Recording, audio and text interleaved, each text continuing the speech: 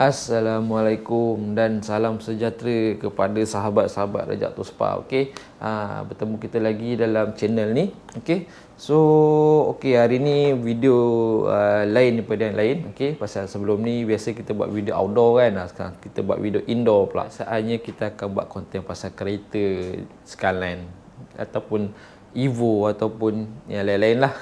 So hari ni memandangkan kereta Skyline dah tak ada, kita cerita pasal diri saya lah, daripada saya bermula motorsport ni dengan kereta apa. Okey, korang tengok sampai habis. So sebelum kita bercerita dengan lebih lanjut, nak minta korang macam biasalah, tolong like, tolong subscribe dan tolong share video ni, okey, supaya kita boleh berkongsi info-info ni dengan lebih ramai orang. So jangan lupa subscribe, like dan share. Okey, so untuk video kali ni kita bermula dengan diri saya dulu. Okey, nama penuh saya Muhammad Amirul Ijab Zakaria. Okey, so umur tak payah ceritalah, dah tua dah pun, uban. Okey, so saya IC KL. Okey, IC saya KL 14. Cuma saya membesar di Melaka lah. Jadi saya punya perwatakan, saya punya lorat, saya punya bahasa, dialek, pelbagai semua dah lebih ke arah Melaka. So jangan orang kata apa, jangan terasa, jangan terkesan, sebab orang Melaka ni bahasa dia memang kasau. Nampak, bahasa dia memang kasau, tapi itu adalah dia punya mainan bibir setiap hari. Mainan bibir setiap hari. So makian tu, orang kata lagi pekat makian tu, lagi rapat kita dengan orang tu. Cuma dia punya tonasi tu berbeza lah. Maksudnya kalau suara tu tinggi, maksudnya kita dah bergaduh, kita dah marah. Tapi kalau kita cakap macam ni, ada makian, itu maksudnya saya dengan orang tu memang rapat kau-kau punya. Tapi dalam ni kita tak boleh nak cakap macam tu lah, nanti kena ban. Sebelum kita cerita lebih lanjut lagi pasal diri saya, okay, saya nak bawa korang tour kejap, pergi pusing-pusing office saya. Office saya tak ramai orang pun, tapi tak boleh bising-bising lah pasal orang tengah buat kerja. Saya je ni cuci tulang sikit. Okay, jom kita tengok.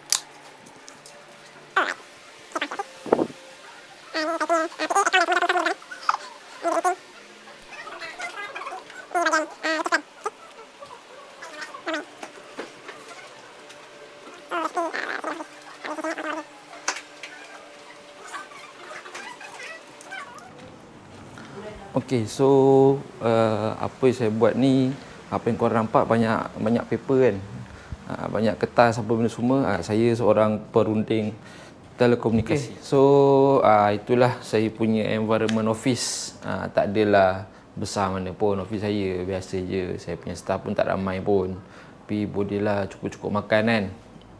Lepas tu kalau korang tengok pun banyak tempat kosong, sebab kita tak boleh nak, orang kata apa, full blast zaman PKP ni, pasal SOP untuk bekerja di pejabat ialah 60% saja. Pasal semi education lah. So macam saya cakap tadi, IC saya 14. So saya bermula pelajaran saya sekolah rendah dekat SK Tamarakan. So kalau siapa-siapa yang ada geng Tamarakan dalam ni, terima kasih support. Okey. Saya kat Tamarakan tu tak lama pun, ada 5 tahun, daripada darjah 1 sampai darjah 5. Lepas tu family saya berhijrah ke Melaka. Daripada situlah sampai sekarang ni saya masih menetap di Melaka. Lepas pindah kat Melaka, saya bersekolah rendah dan sekolah menengah di Sekolah Menengah Kebangsaan Malim. Dan terima kasih juga siapa-siapa yang tengok video ni, baiklah senior ke junior ke yang sama batch dengan saya. Okay, kita satu geng, satu sekolah mat. Okay, so lepas tu pasal sekolah pun tak ada apa nak cerita sangat. Lepas tu saya sambung belajar ke pengajian tinggi dekat College Politek Mara Kuala Lumpur. Okay, apa tu, masa saya masuk tu dia masih menggunakan nama College Politek Mara lah. Sekarang ni apa yang saya tahu, dia dah jadi College University. So tahniah kepada KPTM, berjaya menektarafkan kepada College University lah. Okay. So saya diploma dan degree saya dekat KPTM. KPTM KL, Taman Syamlin. Terima kasih juga pada geng-geng KPTM yang menonton ataupun yang support saya. Baik senior, junior, sama batch, korang memang di business IT. Okey, business IT tu maksudnya ada dua meja, bukan dua meja pun, dia business, lepas tu dia punya minor tu IT, macam tu lah, lebih kurang. So tapi saya punya kelebihan more pada business lah. So saja IT tu saya just cukup-cukup makan je. Okay, lepas tu saya sambung juga dekat tempat yang sama, KPTM. Saya ambil International Business, alhamdulillah. So memang minat saya lebih kepada perniagaan lah. Jadi daripada saya habis sekolah sampailah sekarang ni, memang saya berniaga. So saya berniaga macam-macam benda, daripada benda yang profesional, benda yang tepi jalan, semua saya berniaga. Janji halal semua kan. Okay, so saya start bekerja saya selepas SPM tu. First saya bekerja dekat kilang Honda. Kilang Honda time tu saya kat Melaka dah lah. Umur 17 tahun, 18 tahun saya bekerja dekat kilang Honda dekat Alor Gajah. Time tu saya tak ada transportation, okay? Dan saya terus terang saya cakap, saya tak pernah duduk asrama, okay? So saya tak boleh berenggang dengan family lah. Time tu kalau ikutkan Honda ada provide asrama, tapi tak nak. Tak nak, pasal orang kata apa, tak pernah jauh dengan family, so tak boleh lah. Walaupun tak ada transport time tu, saya bekerja dengan kawan saya, okay? So saya tumpang dia lah. Tapi kawan saya ni dia time tu dia lot lah. Maksudnya daripada zaman sekolah lagi, tak ada lesen pun dah pakai 125. Saya menumpang aja. So dia ni saya bekerja kat kilang Honda tu 2 minggu je. Pasal lepas tu member saya dah tak nak kerja, saya dah tak ada transport dah nak kerja. Kerja 2 minggu tak ada gaji, bye. Okay, so lepas saya berhenti pada kilang Honda tu, kerja yang sia-sia selama 2 minggu tu, so ibu pesan lah, so cari kerja yang dekat dengan rumah, senang, boleh pergi kerja jalan kaki je. So time tu famous kedai makan western, nama kedai tu Mama Chop Papa Grill. Tahu lah, zaman dulu kedai tu famous, banyak kedai tu dekat Malaysia lah. Dekat setiap negeri adalah kedai dia, Mama Chop Papa Grill ni. Mana-mana tempat mesti ada, tapi sekarang saya tak tahu lah masih ada lagi ke tidak. Tapi dulu saya pernah bekerja sebagai kitchen crew kat situ. Senang, pasal daripada rumah nak ke kedai tu jalan kaki je. Walaupun dia punya jarak tu jauh juga lah. Saya rasa saya jalan kaki setiap hari nak pergi kerja time tu ada dekat 1 kilo kot. Lebih kurang 1 kilo lah saya rasa. Penat. Tu baru pergi, belum balik lagi. So pergilah kerja dekat Mama Chop Papa Grill tu sehingga saya dapat panggilan untuk sambung belajar. So masa Mama Chop Papa Grill tu ialah lelaki kitchen crew ialah, takkan dapat duduk depan punya kan. Depan semua paduk je. Kawan dengan supervisor. So belajarlah macam mana nak buat management, macam mana nak menguruskan kedai sebesar tu kan. Belajar, ambil knowledge kat situ lah saya start macam, meniaga ni seronok sebenarnya. So saya teruskan dengan ambil course sama ke KPTM tu, ambil lah course business in IT. Time tu business sahaja tak ada kot saya rasa. So saya ambil lah business IT. So saya fikir mungkin dalam masa saya belajar business, saya adalah basic IT sikit. So, sambunglah saya ke KPTM. Selama 5 tahun saya dekat KPTM tu, daripada diploma sampai degree, memang saya bukan yang seorang duduk diam lah. Bukan pergi college, balik college, belajar, tak ada. Saya macam-macam saya buat. So, daripada diploma sampai degree tu, selain saya untuk mengisi masa lapang lah, saya bekerja part time Sabtu Ahad sebagai kru catering. Catering orang kahwin, wedding orang kahwin kan. Start bekerja part time tu masa belum dapat allowance lah. Sebab dekat KPTM tu kita dapat kita buat pinjaman mara. So time tu mara tak dapat lagi. So bekerja lah part time Sabtu Ahad nak cari duit, nak buat duit belanja, duit makan apa semua, kerja. Sehari time tu besar juga lah, RM70 sehari. Kenyang kan, makan free, dapat gaji. Lepas tu kalau ada rezeki, orang tua rumah orang kata tak nak lauk lebihan tu, dia bagi kat kita orang kru, ada rezeki makan malam, dah jimat duit lagi. Itulah saya daripada diploma sampai degree 5 tahun saya buat benda tu lah. Kat college pula saya ceburkan aktiviti dengan saya ceburkan diri saya dengan aktiviti lasak untuk saya belajar macam mana untuk menguruskan kelab lah.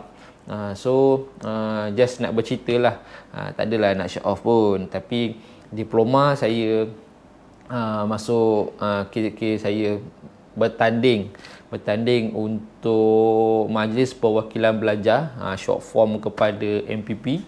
Diploma saya sekali, degree saya sekali. So kenapa saya masuk MPP ni? Pasal saya nak belajar pasal management lah, daripada segi macam-macam, menguruskan college, menguruskan aktiviti pelajar. Time tu KPTM ada beribu kat pelajar, tak saya tak ingat lah. Menguruskan budgeting untuk aktiviti kelab, macam-macam kelab ada, macam-macam lah. Saya rasa saya dah cerita pasal saya punya background ni macam banyak sangat ni. So banyak lagi yang saya tak cerita. So kita simplifiedkan lah. Okay, saya pernah bekerja dengan lepas saya diploma, saya kerja sekejap setahun lah. Saya kerja U-Mobile, tapi dia bukan direct U-Mobile lah, macam third party, tapi kita orang bekerja dengan U-Mobile. Daripada situlah saya nampak yang bahagian telco ni boleh pergi jauh. Okay. Tapi sebelum tu orang kata budak umur 21 baru habis diploma, mana fikir panjang sangat kan. So saya cuba benda lain dulu. Saya pernah buat vape. Saya dulu meniaga vape lah dekat Downtown Ceras, masa Downtown Ceras wujud lagi lah. Okay, time tu saya tolong pakcik saya nak cek duit kahwin lah time tu, 2015 kot. 2015 meniaga vape kat Downtown Ceras. Okay, lepas tu saya memang seorang yang suka berniaga, sebab bagi saya berniaga ni sunnah Rasulullah. Dan rezeki pun kalau ikutkan 9 daripada 10 ialah daripada berniaga lah. Okay, so sebab tu saya suka berniaga. Berniaga ni dia basically sama, cuma produk yang kita jual tu berbeza. Produk ataupun servis lah, tapi basically semua sama. So saya pun berniaga macam-macam lah. Macam saya kata tadi, vape, aksesoris telefon, bundle, dan sekarang ni kedai cuci. Dan sekarang ni kedai cuci tu saya more pada minat lah. Sekarang ni saya main saya ialah saya sebagai perunding telekomunikasi. So itulah cerita pasal saya punya kehidupan daripada segi saya punya education, saya punya background, saya punya minat berniaga. Habis cerita pasal lebih pada diri saya, dah terlebih cerita pasal diri pula kan. Kita ceritalah pasal macam mana saya boleh terjebaknya diri saya ni dalam bahagian motorsport. Okay. Motorsport ni bermula masa umur saya 19 tahun. Time tu alhamdulillah lah ayah saya murah rezeki. Dia bagi saya kereta Iswara Aerobac. Sebab masa tu saya dah duduk rumah sewa dan kawan-kawan ada transportation lah, sebab rumah sewa dengan college time tu jauh tak jauh juga. Boleh jalan kaki ikut lorong tikus semua, tapi bahayalah kalau balik malam semua kan. Itulah bermulanya cerita motorsport dalam hidup saya. So korang boleh tengok gambar-gambar kereta saya, macam mana rupa kereta saya zaman tu lah. Zaman tu motorsport tu orang kata lebih kepada racer lah. buat ikut dan je. Time tu tak ada taste sangat pun dengan rim terpah apa. Time tu suara Aerobac pakai ni carburetor je mat. Tak ada apa, tak ada measurement apa, tapi masuk cam, masuk max speed, cam max speed, asal boleh ada bunyi high cam bop on straight pipe. Tapi memang time tu padu juga lah. Cuma saya ni joki tak pandai. Pakai suara sampai saya mula-mula masuk degree. Rezeki tu tak berpihak kepada saya. On the way daripada rumah nak ke rumah sewa lah. Time tu saya baru mula-mula masuk degree lah, 2012 time tu masuk degree. Accident. Okay, korang boleh tengok gambar saya accident ni. Kena langgar dengan orang mabuk. Okay, time tu dekat PGRM. Depan PGRM lah, dekat Maluri tu. Nak balik ke rumah sewa ke Taman Syambelit. Accident, kereta Viva daripada lorong sebelah melompat masuk dekat lorong saya. Bertembung lah, kira bertembung. So kereta saya total loss mat. Habis kereta saya tak dapat diselamatkan. menangis time tu. Accident tu boleh kata trauma agak pasal kaki bengkak kan, dashboard semua habis. Nanti saya share lah gambar-gambar tu semua macam mana. So lepas accident tu saya dapat Satria, hasil daripada kutipan simpanan dengan insurans, dapatlah aku Satria 1.6. Satria 1.6 tu proses yang agak sekejap untuk saya jadikan dia macam tu. Lalu time tu pun tak ada fokus pada bahagian kosmetik sangat, tapi kepada performance je. Time tu lah saya bercampur dengan geng-geng Satria. Sebab kalau ikutkan daripada zaman suara lagi saya dah bercampur. Semua time tu saya bercampur dengan kawan-kawan saya ni. Diorang ada nama grup dia panggil apa? Satria Club Teknologi, SCT. Time tu semua orang pakai Satria. Saya seorang je pakai suara. Tapi sebabkan bolehlah janji ada kereta kan, join. So lepas accident tu merasalah beli Satria. So barulah boleh blend in sikit. Tapi daripada zaman suara lagi dah follow lah diorang ni, pergi Genting lah, banyaklah trip dengan diorang ni sampailah ke zaman Satria. Tapi dengan Satria Musik ni pun rezeki tu tak memihak kepada saya. Saya berjaya memakai kereta tu selama 6 bulan saja. Pasal apa? Kena curi. Yang tu dekat rumah sewa lah, dekat Padang Perdana. Rezeki betul lah, tak ada rezeki lah time tu. Hari kejadian tu balik daripada study group. Pukul berapa pagi lah, 2-3 pagi balik. So sebab besoknya ada exam. Bangun pagi nak exam tu kereta hilang mat. Dengan exam ke mana, kereta pun ke mana. Tapi nasib baik lepas cukup-cukup makan. So tak ada rezeki lagi, hilang. Dapat insurans, beli lagi sebiji Satria sebab tak puas. Sebab Satria Musik tu pakai 6 bulan je. Beli pula Satria JSR. Beli Satria JSR pun time tu pergi dengan name. Tahun 2000 berapa 2013 kot. Sebab kena name pun dari zaman 1.6 tu, 2012. Tapi time tu pergi beli Satria JSR tu dengan name lah dekat Saujana Putra. Panas Saujana Putra. Saujana apalah. Pergilah dengan name. Pergi beli, tengok. Time tu nak sangat enjin turbo. Tak nak dengar cakap name time tu. Dia kata, "Jap, enjin ni dah kena korot ni. Boleh cerita beli, tapi minta murah time tu." Satria JSR dapat 10,000 bedal. Lepas tu ambil, buatlah hantar kat name. Tapi yang bestnya Satria JSR ni sampai ke Krabi weh. Enjin tip-top, tak ada masalah. Thank you dekat name 199 Garage. Hasil dia tu. Pergi balik Krabi tak ada masalah. On the road bukan towing tau, on the road. Pergi balik, pergi Krabi. Okey, sampailah, pakailah kereta tu sampai 2015.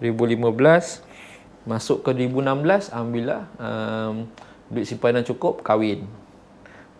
Lepas tu jadi rezeki kahwin. Lepas 6 bulan kahwin, ada rezeki dapat jual Satria tu. Tinggi juga saya dapat jual tu. Tinggi tak tinggi lah, time tu pun saya dapat jual 15. So dengan simpanan yang ada, kata rezeki dapat kahwin, saya start dengan JDM, Subaru Impreza STI S203. So dia S203 ni ialah orang kata S series ataupun full spec kepada version 8 S series. So S series ni the limited edition. S203 ni dia ada 555 unit sahaja production dia satu dunia. So saya merasa yang nombor berapa saya tak ingat. Subaru S203 time tu kononnya nak beli Evo 9. Nak beli Evo 9. Tapi time tak mampu sebab Evo 9 time tu harga 160 lagi tu. Tahun 2016 150 macam tu lah. Tak mampu.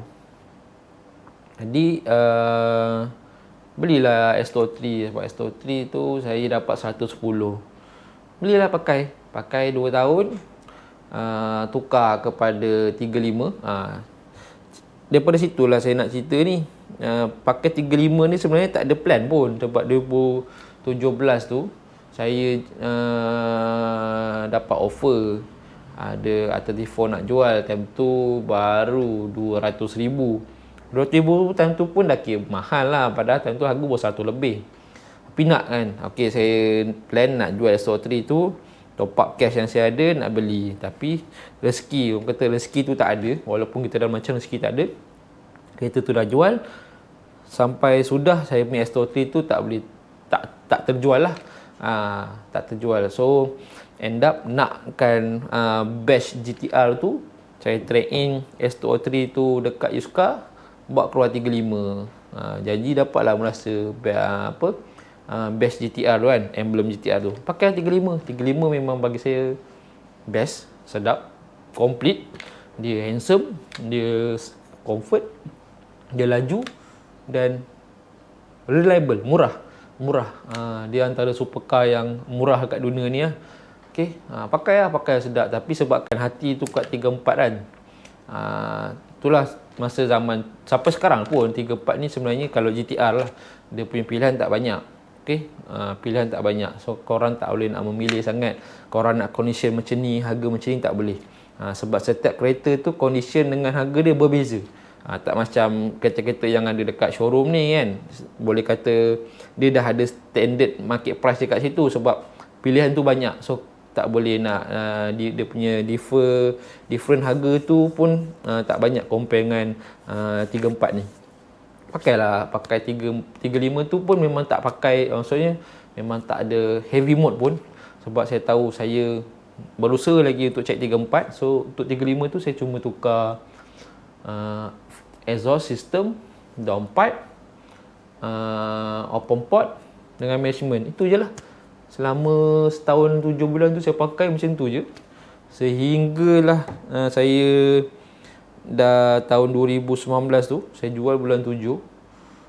Saya jual, kumpul sikit lagi, dapatlah 34 tu. So 34 tu pun pakai sampailah sekarang, seminggu yang lepas. Sekarang dah tak ada kereta.